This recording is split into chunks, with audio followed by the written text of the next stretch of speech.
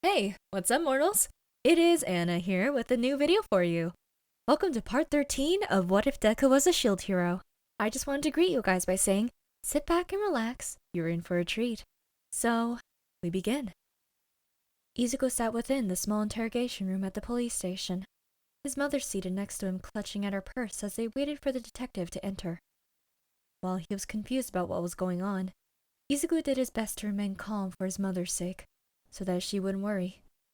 Though, he had to wonder, what was going on?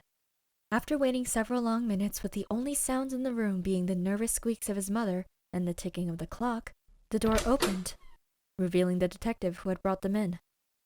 "Good morning. Sorry for the wait." As the man said this, he closed the door gently before moving to sit on the opposite side of the desk separating them. Smiling politely, the man set down a notebook and pen nearly in front of him. "My name's Detective Naomasa Zakauchi. I believe you know why you are here." No. The man paused for a moment as he looked at Izuku. What the green-haired boy didn't know was that the detective before him had a quirk that allowed him to know when people were telling him the truth or lying. What surprised the man so much was that, according to his quirk, Izuku Midoriya was telling the truth. Detective, please, what is this about?" Without missing a beat, the man cleared his throat as he picked up the pen. "Your son is being accused of trying to assault Miss Malty Melremark." As both Midoriya's eyes widened in shock, the detective opened his notebook and began flipping through the pages until he came to the one he was looking for. He gave the page a quick glance, then turned to the next blank page before looking back up at the green-haired duo. "According to Miss Melremark, the two of you got into an argument in the park. You lost your temper and began using your quirk against her. When that failed, she said you ran off. Is any of this ringing any bells?"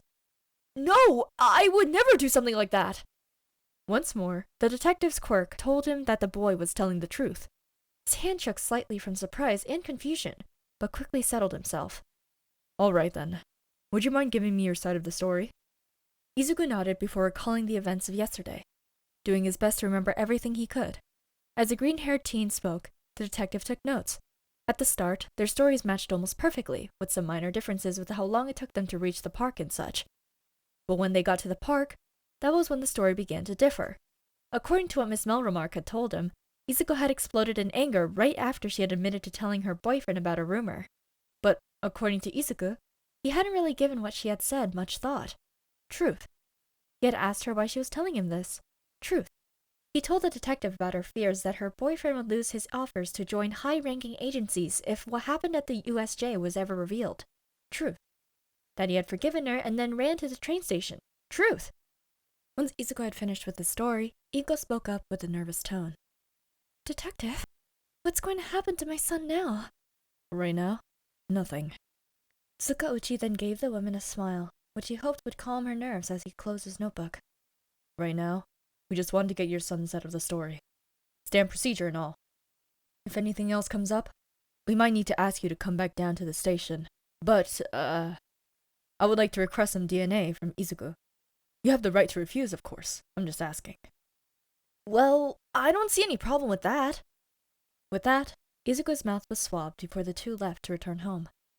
Later that day, when the school day had ended, Zakauchi stood in front of Nez's desk, where the small animal-like creature was calmly sipping his tea. Two teachers stood on either side of the principal. On his right was Midnight, standing in for Aizawa for the purposes of this meeting as well as someone ready to defend Midoriya. On the left was Present Mike. Both of the teachers had grim looks on their faces as they stared at the detective who had his notebook out. Finally, Nezu set up his teacup. "So, tell me, detective, what has your investigation on two of my students uncovered?" "Well, after listening to Miss Melremark's story, I had a team check out the surrounding area.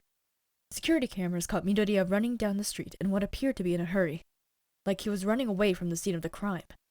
We also checked the park, which, thankfully, not a lot of people tend to visit. There we've managed to find some footprints that match both Midoriya's and Melremark's shoes, as well as finding a few strands of hair. After we obtained DNA samples from both students, we were able to discover that some of them were a match, so we can confirm that they were both there." "You can't possibly think that Midoriya of all people would ever attack someone." "I happen to agree that an idea like that would sink to the bottom of the charts. Can't really picture the mop top exploding like that. And taking the word of such a naughty girl. After a rather cheerful expression on his face, Nezu raised a paw to silence the pair. And after you spoke with our young Midoriya? According to my quirk, the boy was telling the truth, so I went back and took a closer look at the evidence. There were no signs of an altercation or a struggle at the park. I even had the ground checked to see if a quirk had been used to alter the ground to hide any evidence. The results came back negative. As for the footage, a closer inspection showed that his uniform didn't even have a scuff on it. That, along with the fact that Miss Melremark doesn't even have a scratch on her, has me believing in the boy's side of the story. Well then, I believe that this solves the— Nezu stopped as Tsukauchi held up a hand, a very serious expression on his face. I wish it were that easy, but the problem is I used my quirk when I questioned both of them. The reason why I readily believed Miss Melremark was because, according to my quirk, she never once lied to me. She was also telling the truth. That got the teacher's attention. Nezu reached for his teacup but missed, nearly knocking it over. President Mike's sunglasses fell to the ground, the man's jaw hanging open as he stared at the detective. As for Midnight, she placed her hands on the desk to steady herself. Are you sure about that? Tsukauchi nodded. Is it possible that someone used their quirk on her? Someone that would give her false memories? In my experience, most quirks of that nature are weak at best. After a couple of minutes, the quirk begins to fail due to clashing with existing memories. Even faster when the person under the effects of those quirks begins questioning them.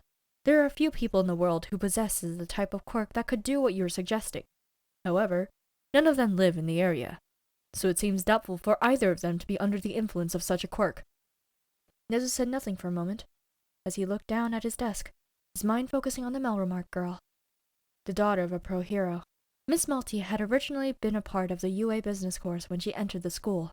Unfortunately, her overly ambitious nature, as well as a complete lack of ethics, had been the girl's undoing early on.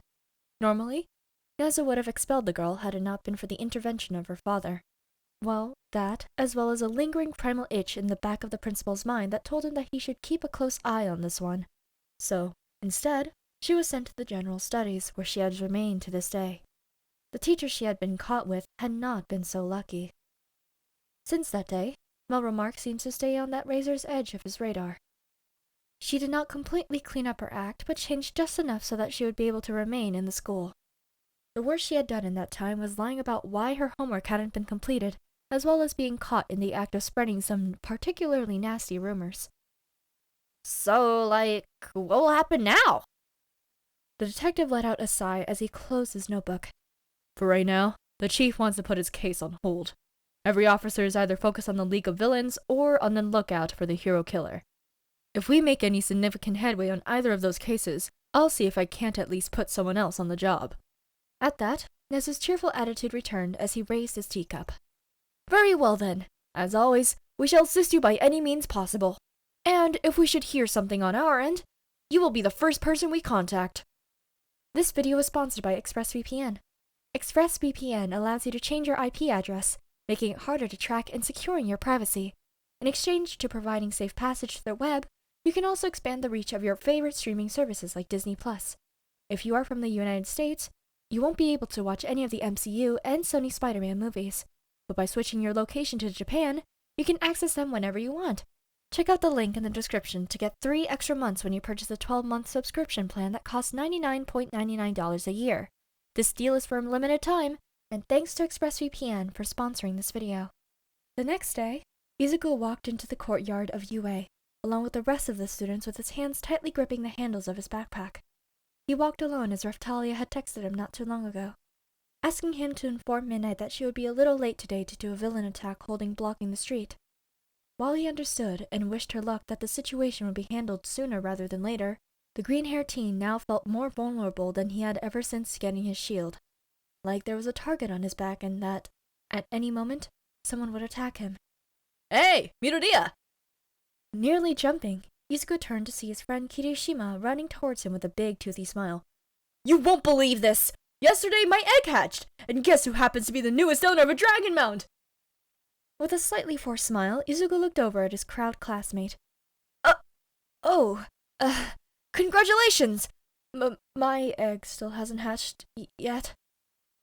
Slowly, right before his eyes, Izuku watched as Kirishima's smile began to fade and transform into a look of concern. Hey man, is everything alright? You weren't in class yesterday. I asked Raftalia if something was wrong, and not even she knew why. At that, Izuku tensed. He wanted to tell her why when she had texted him during lunch asking if she was feeling well. To write down everything that had happened with Malty and what she had then told the police. Maybe even asking what she thought was going on, because he certainly didn't. But this just felt far too important, and too long to write down in a text, or even just over the phone. He had planned to talk to her on their way to class, but it looked like that wasn't going to happen. Maybe later during some of their free time. It's a little complicated. Oh wow. Dude, must be something if it's got you looking all down. Look, if you need to talk or anything, just Midoriya! Kirishima was interrupted by the loud war cry of Moriyasu. Acting on instinct, Izuku turned around in the direction of the voice while bracing his shield above his head just in time for it to connect with the end of a blonde spear. Sparks erupted as the metals clashed, and students cried out as they backed away. How dare you! How dare you attack Malty! That was all Izuku could say before something caught his attention. Using all of his might, Izuku pushed the spear back before spinning around to his side, just in time as several arrows of light were moments away from connecting his chest, only to be instead knocked away by his shield. Breathing heavily, Izuku saw Itsuki standing a good distance away. The bow user's eyes were heavy with disgust as he seemed ready to launch another attack. I can't believe you, Midoriya! Malty told us everything! Are you proud of yourself, attacking a helpless general studies student? Well, answer me, damn it! Picking on the weak with your training. How disgraceful. A villain like you should have known better never to show his face around here again. As the two weapon users spoke, Izuku kept his shield at the ready. At the same time, however, he began to hear the other students around them whispering to each other. Looking around without turning his head, Izuku felt his heart stop as he saw that some of them were giving him a disapproving look, with a few others looking with disgust and anger. They were taking Moriyasa's side? Just like that? After he had just attacked Izuku in public like this? Was it because they saw how worked up the guy was? Then, much to his surprise and relief, Kirishima walked in front of Izuku with his hands raised in a calm manner. Hey now! Let's calm down now. There's no need to be calling my buddy a villain. But out of this first year, or I'll take you down with that piece of filth! Moriyasu then swung his spear around his head several times before finally pointing at Midoriya. When he spoke next, there was a low yet dangerous edge to his voice that made both the first-year students tense up. You know something? I honestly thought you were all right after you helped out at the USJ. Then maybe, just maybe, we had been a little too hard on you. Now I feel like throwing up for ever having thought that. Come on, think about it. If Midoriya had done anything to anyone, the police would have done something. They did. I even heard they had a guy with a lie detector quirk talking to him. And somehow, that bastard used his shield to get out of trouble! Izuku blinked. The detective had that type of quirk? He never knew that. So how did Moriyasu? And what did he mean by using his shield to get out of trouble? His shield couldn't do that. Listen to yourself. Just take a moment and that's enough! The loud voice of the hero present mic boomed over the crowd, the force of which knocked several of the weaker students down to the ground. At the same time, the cement on the ground began to rise before wrapping itself around Moriyasu like a cocoon that left only his head visible. As the blonde struggled with his bonds, Snipe appeared behind Itsuki and placed a hand on the teen's shoulder. Shaking his head, President Mike approached the captured teen with his sunglasses hanging down just enough for Izuku to see the man's eyes.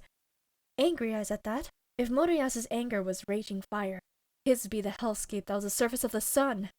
Then, when the man spoke, it was clear that he was doing everything to keep that fury under check. Attacking your fellow schoolmates out in the open. Not cool. The same goes for you, Kawasumi. I think you should both have a long, nice chat with the Principal Nezu about this. What? Once again, Moriyasu began to struggle in his bonds while his eyes remained fixed on Izuku.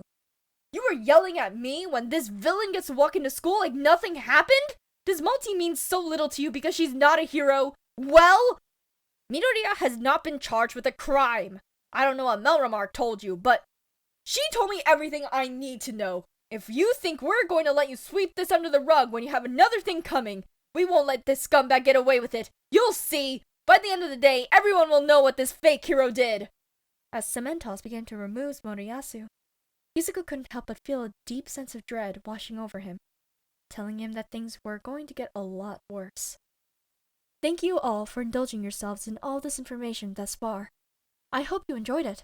Now, there are a few more things that I'd like to go over before the video ends. Firstly, I'd like to thank our patrons, BD Flames, Ethan Davis, Terry Chills, Swifter Meals, Adam Zedgel, Zill, ZavB03, and Joshua Phelps. Secondly, I'd like to thank all of our YouTube members, Toy Acosta, Rob the King, Sith Lord 906, CF2364, N Knuckles, Rimuela Tempest, Angel Juarez, Donald C. Stewart, Bryant Grier, and Demonized Fox. Thirdly, if you're in the mood for some great storytelling, We the Celestials have you covered. Our We the Celestials My Hero Academia and Naruto What If channels retell the story of their namesake anime with a twist. Check it out if you're interested. Fourthly, on behalf of We the Celestials, I'd like to thank everyone involved in today's excellent content production. Their details can be found in the description below. Lastly, if you're interested in what we do here at We the Celestials, I'd like to extend an invitation to join the team. The only caveat is that we only accept members from 16-year-old to join our crew. You can sign up for whichever category fulfills your interest by joining the recruitment Discord using the link in the description below. We're always looking for new members to join us. Well, that's it from us for today's video, so thank you all for watching and have a great day.